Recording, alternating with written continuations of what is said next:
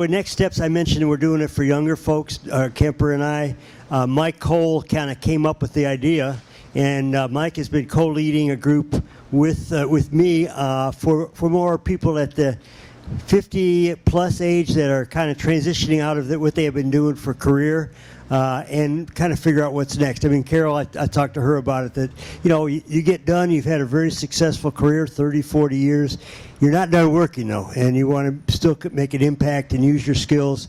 So we're trying to, help people figure out what's their passion, what are their skills, what kind of lifestyle they want, and do they need to make money? They continue to need to make money or not. Some do, some do not. So if you're interested in one of those next step groups, you could talk to Mike or me or Kemper, and we'd be happy to talk to you about it. I want to get on. I know other people. Is there anybody else I missed? I'm trying to get everybody up front that I asked to talk with. Next time, if you want to have a chance to talk, just send me an email ahead of time, because it's kind of hard to spontaneously figure this out. But anyway, good news, we got Ari coming. Ari, would you mind coming up? Yay.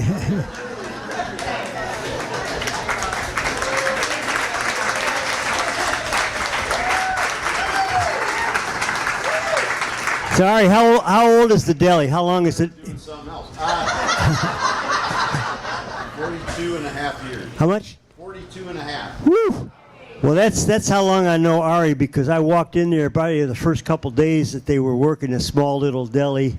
It was the first deli in town, and being Jewish, I was delighted, and there were two Jewish guys running it, Ari and Paul Saginaw. So probably, Ari, you were behind a meat counter or something at that first meeting, cutting some pastrami. And we met then, and I've had a lot of touch points with Ari since.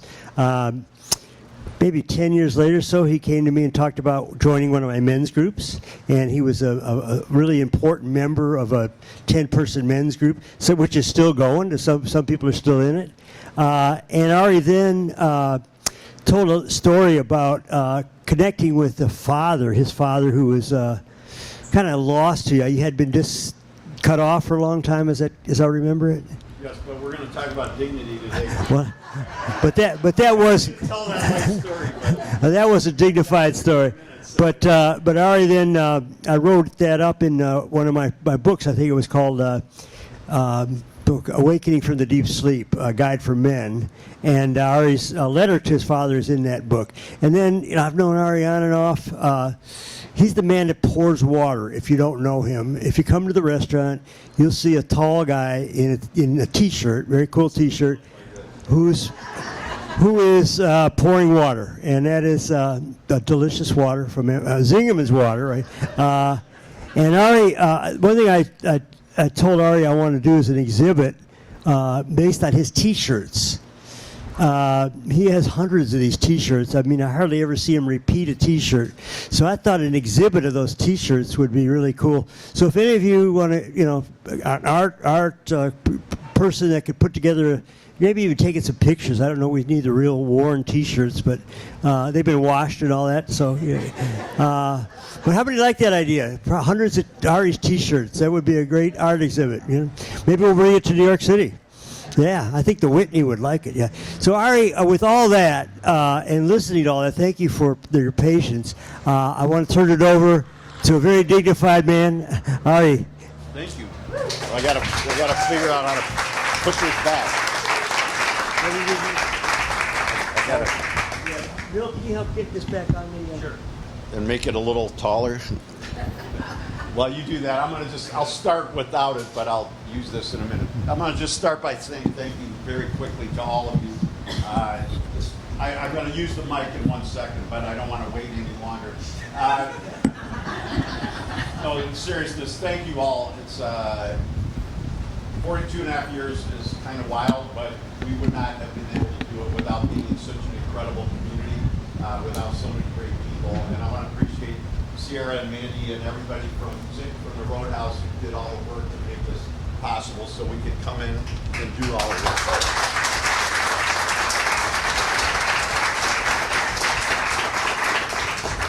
And now we're going to do this part. Many a love story starts with loss. This is one of them. This is also a story about a revolution, not the kind that requires us to engage in radical acts of overthrow. Rather, it's about quiet moments of effective outreach, reflection, and realignment, all in the interest of doing the right, dignity-focused thing. Wendell Berry, whose essays and insights have helped guide me through a whole lot of hard times, writes about a kind of darkness readily lighted by announcements of great happiness and great joy. This story parallels that path. It begins with despair, but if you stick with it, it leads to the light, dignity, and a love for life.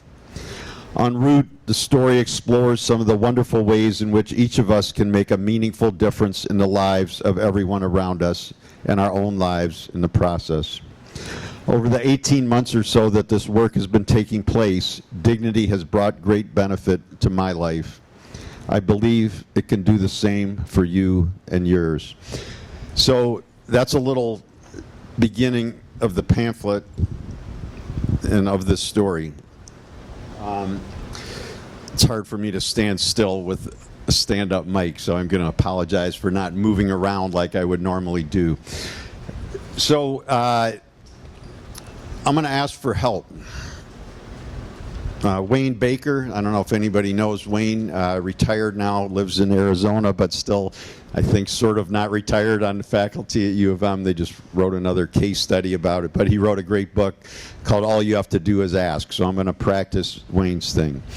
I'm going to share briefly with you this morning some of this work around dignity, not because I got it down, I mess it up daily, but in the same way that Kemper helps people to work out. I doubt that anybody, even him, gets it right every single time, but when you have a regimen and you have a framework within which to work and within which you can realize when you've gone off course or you held your arm wrong or you whatever lifted the weights wrong, then it's much easier to get back into form, and so that's my hope, is to do this.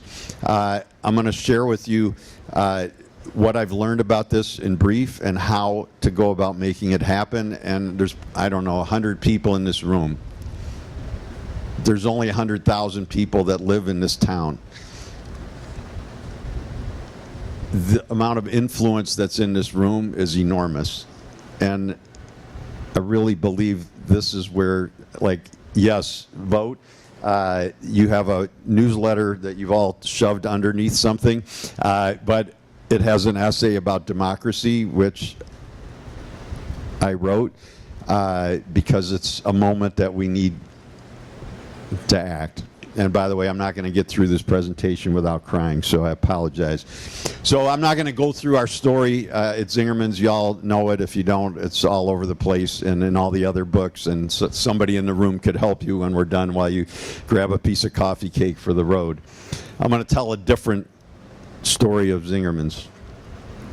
The day this version of Zingerman's history got going was a Thursday. It was February 24th, 2022. In Ann Arbor, it was an unremarkable morning, cold and sunny as it can often be that time of year. In Kyiv, it was a few degrees warmer and markedly more overcast. But in Ukraine's ancient capital city, that day was in the worst possible way far more memorable. It's the day Russian tanks rolled over the border en masse. For many Americans I've spoken to, the Russian invasion was sad, but not necessarily all that significant. For me, though, it was a different story. The Russian attack hit me hard. After a few days, I started to realize that I didn't just feel down, I had sunk into despair. Now, despair is not a feeling that I encounter that often. I've spent most of my adult life, Rob's men's group, all these books, managing ourselves, trying to teach myself, you know, that there's the ups and downs of my life, like yours probably, are like every 3 minutes. It's just the truth.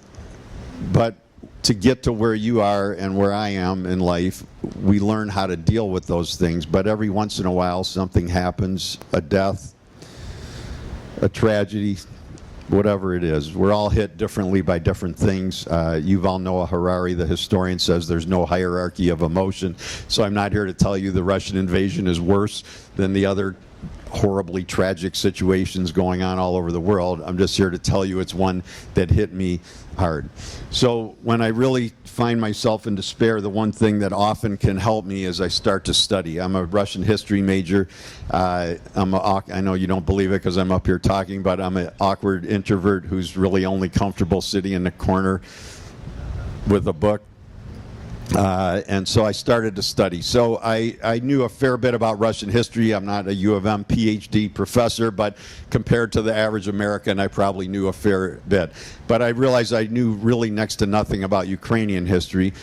Again, probably more than the average American, but still relatively little compared to what I knew about Russian history. And although Vladimir Putin's story of Ukraine is that it's the same as Russian history, it's actually not. And so I started to study Ukrainian history and learn much more about the origins of Ukraine, which are not from Russia. It's actually more likely the other way around, et cetera, et cetera. And what I started to it started to help me deal with the helplessness that I felt. So when Russia invaded, I just felt so helpless. Like I didn't know what to do. And, you know, I gave some thought to going to Poland with Jose Andres, who I know from World Central Kitchen, and working in the soup kitchen. And I'm like, you know, I'm not any better at scooping soup than anybody else. I got a lot to do here. So I decided not to do that. I've never touched a gun in my life. No offense if you have. I didn't really want to start now. And so I really was sort of stuck on what to do. And when I started to study Ukrainian history, what I started to find out was what everybody in Ukraine or anybody who had paid more attention than I knew would have done, which is backing up a little over 10 years ago.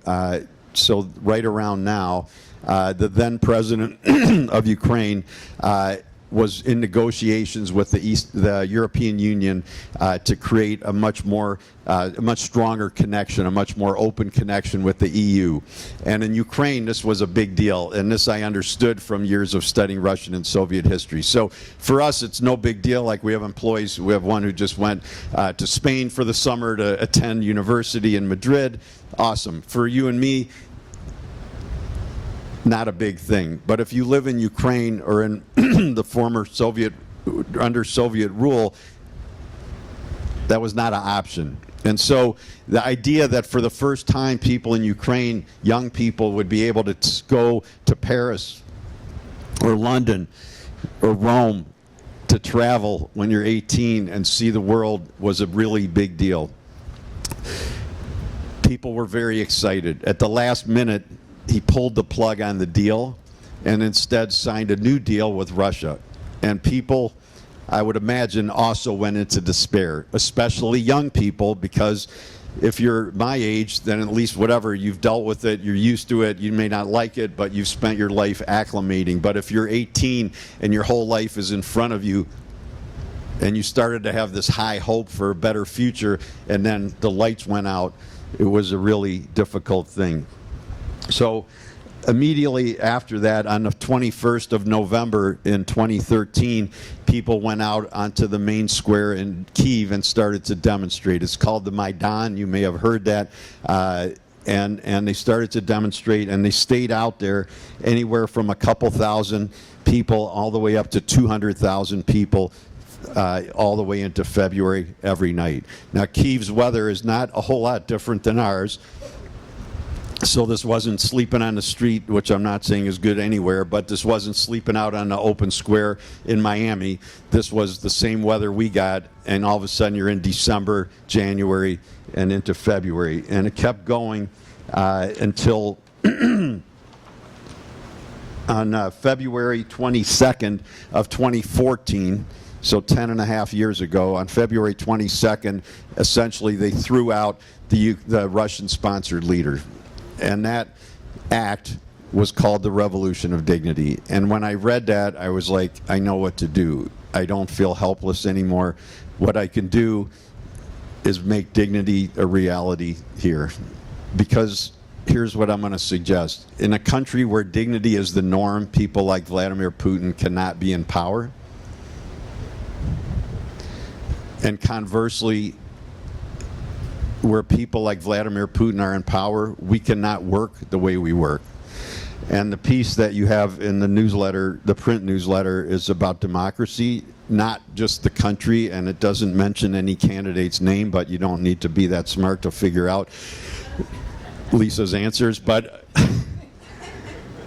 oh, it starts with a K, weird. Anyway, but my point is, our work here is to create a democratic context within the organization. Voting is what we're talking about in November, but voting is one tiny piece of what democracy is. And so we would go to jail in Russia for some of the work that we do. And that's not an exaggeration. And so I started to work on dignity and what it really meant and how we put it to work. And one of the biggest things I've learned from working with Maggie at Zing Train over the years, and Brandon and Hannah and others have talked about this, but one of the big things is to take these nice concepts like customer service or vision or servant leadership or beliefs or hope and turn them into super tangible things that you could actually, I'll leave the swear words out today, but that you could actually do. So that it's not just rah-rah, but it's like you got to actually have, in the football context, plays that you run and practice and mess up and recover from and figure out where you went wrong and get back on track and do it again. And so that was my next challenge, was like, okay, dude, awesome, dignity. What the heck is it? Bell Hooks, whose work I really love, she passed away 2 years ago, I think December. Her writing is awesome. Her book, All About Love, is awesome. She said, definitions are vital starting points for the imagination. What we cannot imagine cannot come into being. A good definition marks our starting point and lets us know where we want to end up. As we move toward our desired destination, we chart the journey, creating a map. And so that's really what this is yes, the intro beginning is the story of how this happened, to bring you, so to speak, up to speed with the oddities of my brain. But then the main point is, how do we actually do it? And the help I'm asking is that if everybody in this room started doing this, it would make a difference. And yes, voting 100%, but even if the right people get elected, it's not going to fix the problem.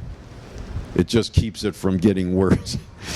In that newsletter, there's a workbook sheet that you don't need to use, but it looks like this, and it has the 6 elements of dignity that I'm going to share with you. So I'm going to save the trouble by giving you this, of you going, wait, what was the third one? So you all have them. If you want to follow along or take notes, they're in there. I'm going to talk you through them.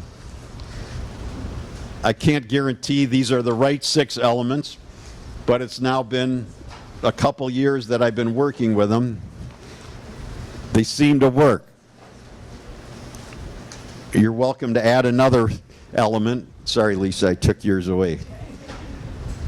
And Bridget, our wonderful customer, is helping pass out extra copies if you don't have one in the back.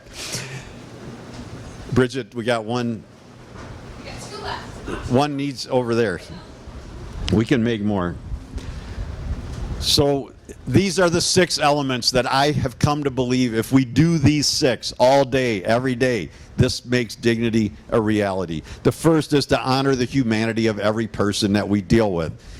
This seems simple, but it's commonly not done. The person who rings us up at the CVS has hopes and dreams and fears and struggles just like you and me. The dishwasher has as many dreams of a better future as I do. It doesn't mean when we employ people that we have to be their therapist or their social worker, but it does mean that taking 2 minutes to understand what they're dealing with, how old their kids are, if their parent is in hospice, if their dog, which we've had 2 here, is about to be put down, if their significant other is sick, what they're interested in, what they're reading, what they're excited about. Like, it takes really no time. It's just more the mindful attention to actually ask somebody, not just, hey, what's going on? And no offense to the Michigan game, but to ask them what's happening in their life and take a minute or 2 minutes to really listen. The reality is, is anybody a statistician here? So no offense to statistics, because they clearly have value, but when you watch the news right now, they talk about Michigan voters, and it's like, there's no such thing. There's, how many people live here? Almost 10 million individual people, and we are all different. And of course, we have something in common, but so do tall people. So do people who wear glasses. Like, it's every human being is unique. This goes back to my anarchist studies. Like, there's no one like you in the world, which is awesome. And everybody we employ and everybody we deal with is the only person like that. So, number one on the list is to just take a minute and honor the humanity, the uniqueness of each person. The second one is to be authentic, which is not something you haven't heard said, but to be real and to create a space where the other people can be real is no small thing. There's a parenthetical piece that's not on that worksheet, but it should be, and it's in here. And that's, but not by acting out. Authenticity does not mean you're an asshole and I don't really care and that's just how I feel. That's inappropriate and ineffective, and it's dishonoring the humanity of the other person. There's ways to be vulnerable. Y'all have listened to Brene Brown, I'm sure, at some point. There's ways to be vulnerable. There's ways to be true to who we are. There's ways to share who we really want to be and what our hopes and dreams are without dumping it on the other person, as they would say at the Roadhouse. Try to do it at the right time, right place, right people. And we need to create a space, which is hard to do, where other people can do this. I messed this up too, and I'll be honest, is that one of the best moments of my month was when I did mess it up and the employee said something to me. So I could apologize, because I didn't do it on purpose, just like you don't do it on purpose. In most places, they would never have said a word. And it's not like I like it, but I far prefer, being able to reflect on it. It's like, no, that's huge success, is that people could actually speak their mind and say what their feelings were hurt or that they were upset, so that it could be fixed. So being real and true to who we are is huge. The third one is to have everybody in the organization, the community, even the country, have a meaningful say in what happens. It doesn't mean that here that we vote on everything. We don't. We've been using consensus to run the organization for 30 years. I know the story that people like to tell because they like heroes. I'm not a big hero person. They like heroes. They want me and Paul to be the heroes. But we've been running the organization by consensus of our partners group for 30 years this year. It started as 7 or 8 people. It's now like 22. It includes 4 people who we call staff partners that serve 2-year terms. I'm not going to get into all the governance. But the point is, we've been running by consensus. All our meetings are open. There's a radical move. I'm like, I want to swear, but I won't. But like, what are we doing that's so secret? Like, we're not talking about nuclear issues. And it's like the stories that the staff make up because we don't let them in the room. If you want to see how creative people are, just ask them to tell you what they think you were doing. And you know what? A lot of times people have answers, and it's creativity. I've studied it, and I'm not the world expert, but it has no correlation to hierarchy. In fact, it's actually more likely to find creative solutions not lower in the hierarchy, because people feel less pressure. So creating systems and structures, whether it's in the community, whether it's in meetings in the organization, that people have a meaningful say. Doing a focus group where some other person does it and sends you a report and then it gets ignored is not a meaningful say. Just saying. The fourth one is to begin with positive beliefs. There's a whole giant book I wrote on beliefs. Some of you have it. Hannah is quoted in it more than once. It's a long conversation and a whole nother talk. But and as a broad context, basically what I learned from doing that, which I did not know anything about beliefs up until whatever, a decade ago when I did that book, is that beliefs, William James, the psychologist, said belief creates the actual fact. What we believe, whether it's about voting, whether it's about women in leadership, whether it's about business, whether it's about communities, coffee cake, or anything else, is creating huge parts of our lives. If we change our beliefs, we change our behavior. If we change our behavior, we change the beliefs of the people around us. The interesting, frustrating at times, but reality is we can't make anybody change their beliefs, but we can change our beliefs. I started to look at beliefs as the root system of our lives because we don't talk about them. We just talk about the action step that comes up above the surface, and we argue over what came up bad. But dude, I'm not a farmer, although my significant other, is one. But you don't need to be a farmer to figure out that the root is 100% correlated to what comes up above.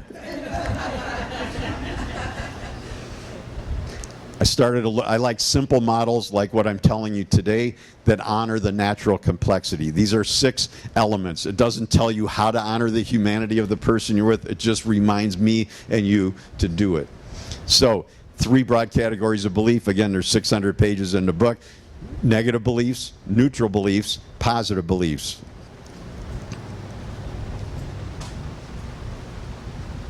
And you don't have to be a farmer. If you have negative beliefs, what sort of outcomes will you always get? Negative outcomes. It's not rocket science. Neutral beliefs don't do much. Positive beliefs create positive outcomes. This is just true. You don't have to like it.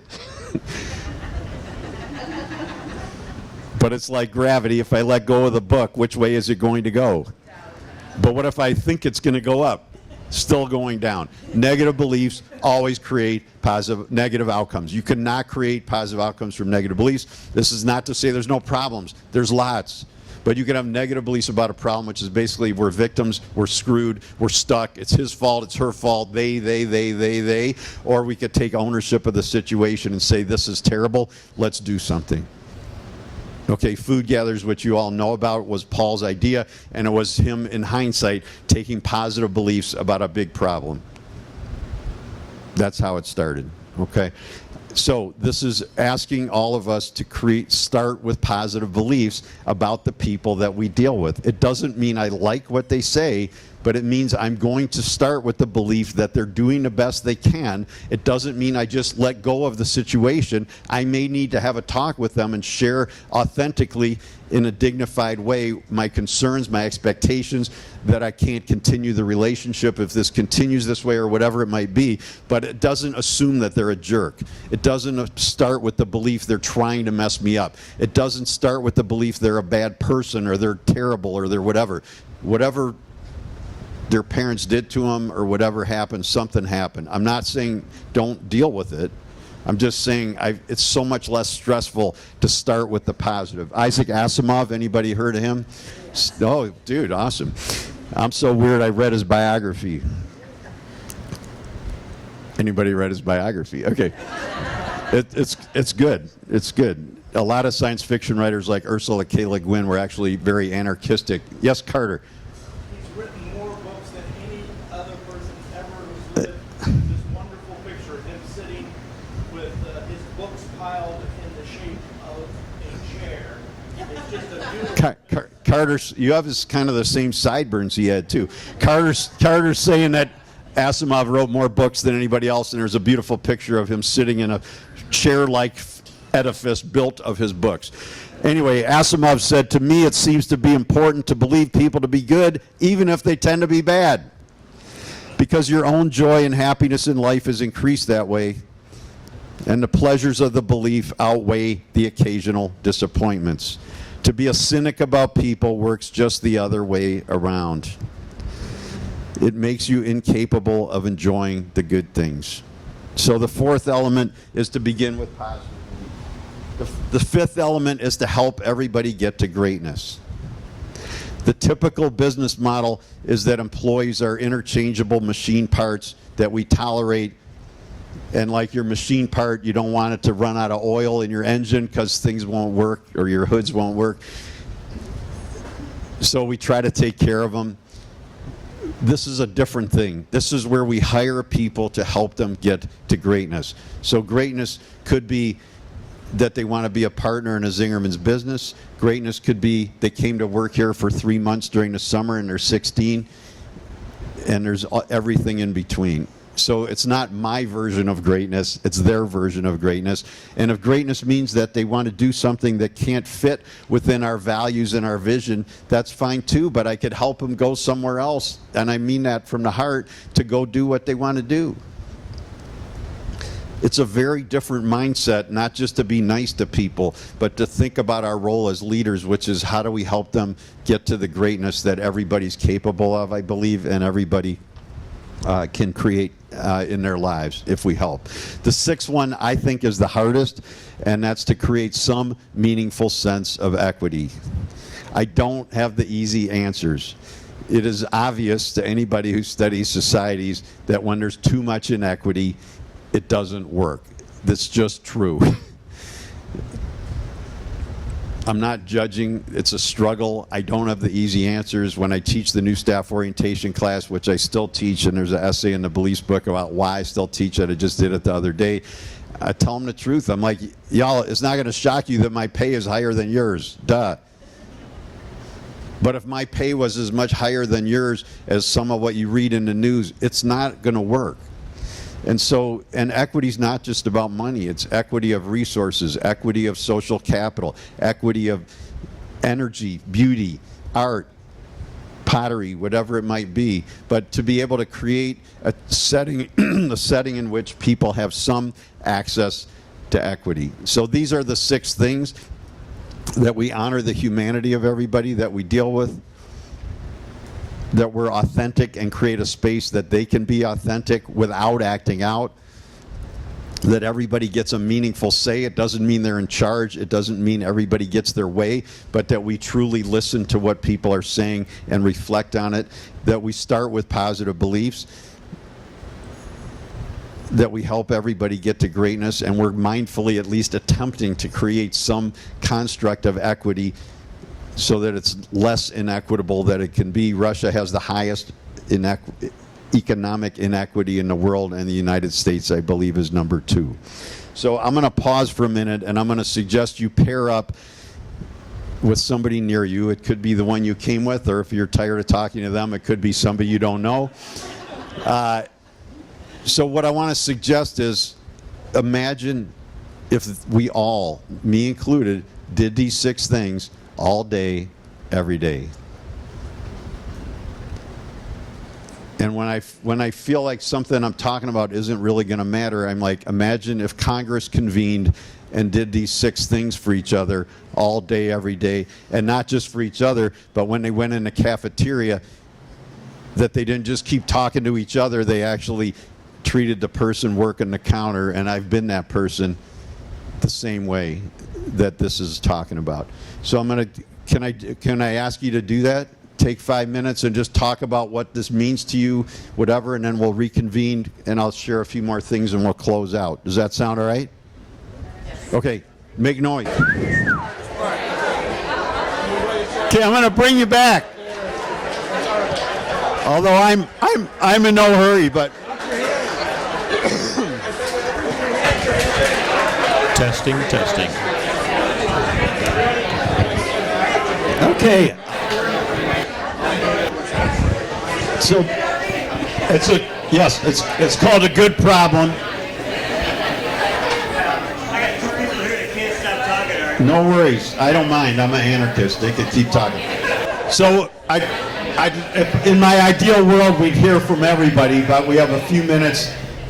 Here's the mic. Anybody, I'm just curious, thoughts, reactions, stupid, makes sense, you could do it, no way.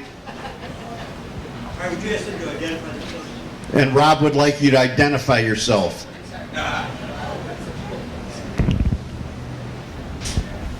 You decide. Right there. She's brave. Right here. Okay. Stand up. Okay. My name's Sydney. I work at the American Heart Association, and the thing that that resonated with me the most was begin with positive beliefs, because I think it's something that's so simple, but it's often very hard to incorporate in our daily lives. I think a lot of the times in altercations and problems we oftentimes already have our mind made up before we even begin to, address the Yeah. problem.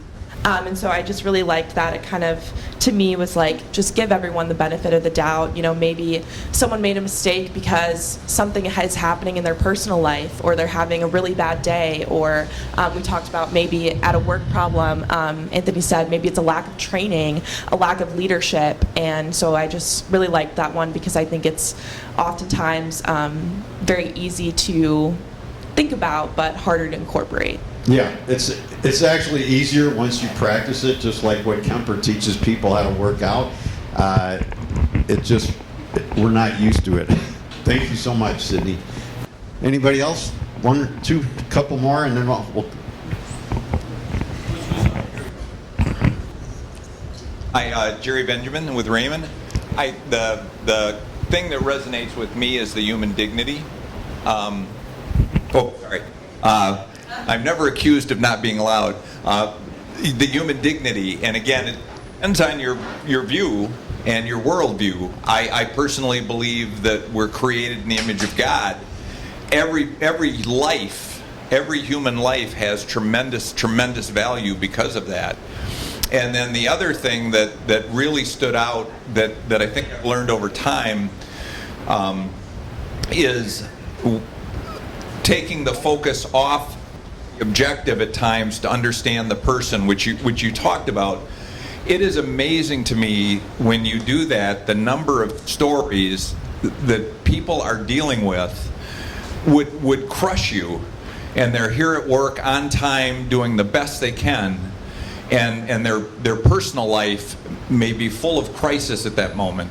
And so those are just key to me, I think, that are good reinforcements. Thank you, Jerry. Let's do one more over here, and then I could keep listening all day, but some of you want to get to work. I know. Over here. I think you raised your hand, didn't you? Yeah.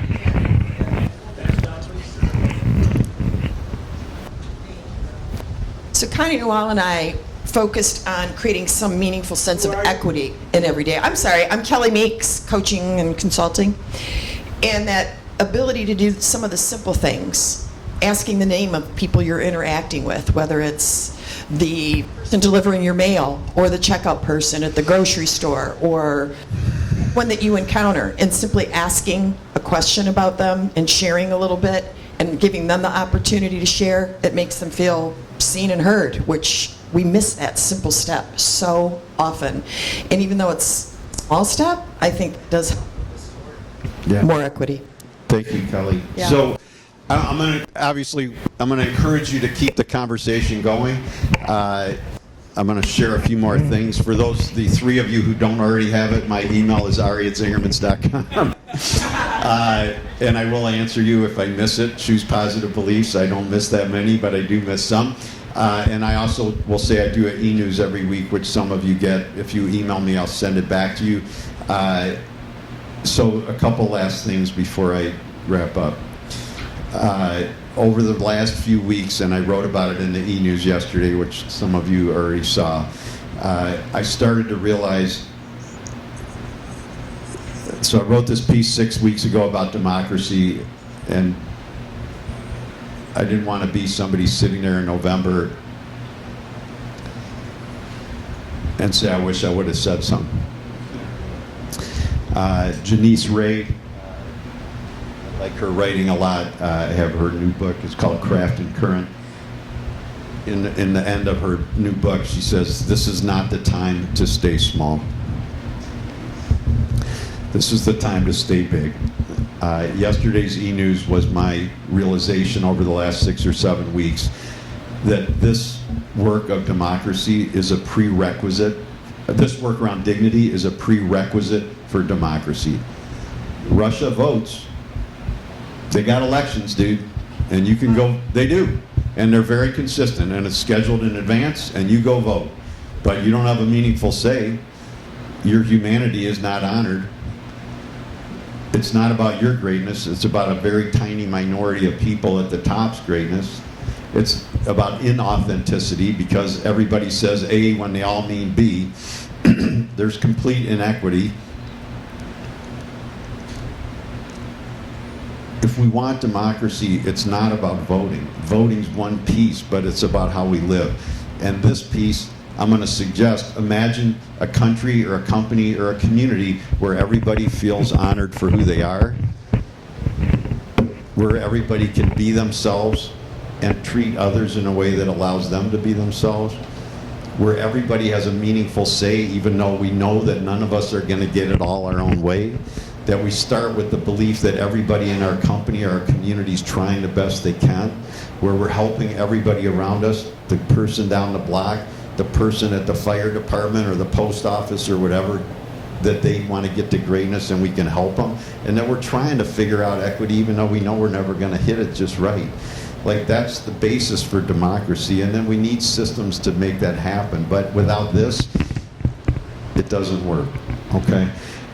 Marcy Shore is a historian of Eastern Europe who wrote a great book about where she interviewed demonstrators who were on the Maidan Square during those demonstrations. And she said to really understand a revolution, you need to fall in love with it.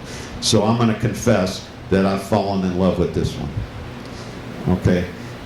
One of the things I learned from Bell Hooks, though, is in her book All About Love, is that love is not a feeling, it's a verb. So falling in love with this revolution doesn't mean I think it's the greatest thing in the universe. It means I think I got to go out and do this every darn day over and over and over and over again as long as I'm on the planet. That's the work.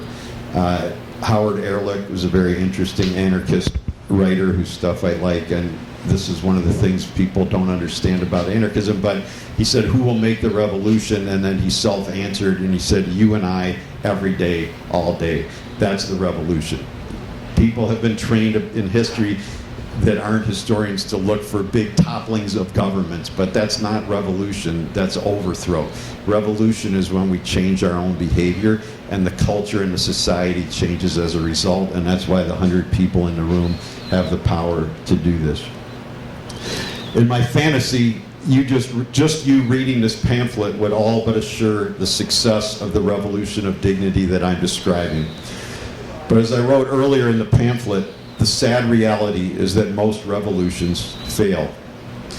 The failure rates are, in fact, even worse with revolutions than the already dauntingly dismal stats with new restaurants. This is true. Nevertheless, I have hope. As Ukrainian rock star Slava Vakarchuk, who was out demonstrating on the Maidan early on, said, something tells me this time is different. It will not be different unless we do the work. We can wait for whoever, but it's a long, you can insert your own swear word, wait. It's going to happen from what we do. Marcy Shore, in interviewing these people on the Maidan, interviewed one woman named Anastasia, doesn't have her last name, and she said, everyone needs to decide. It's necessary to believe, and it's necessary to act. Today, it seems to me a time of responsibility for every person concretely. Every person is responsible for our future. Everyone needs to decide. So I'm going to leave you with that. Thank you all so much. Thank you, Rob. Thanks everybody working here, and I appreciate you all.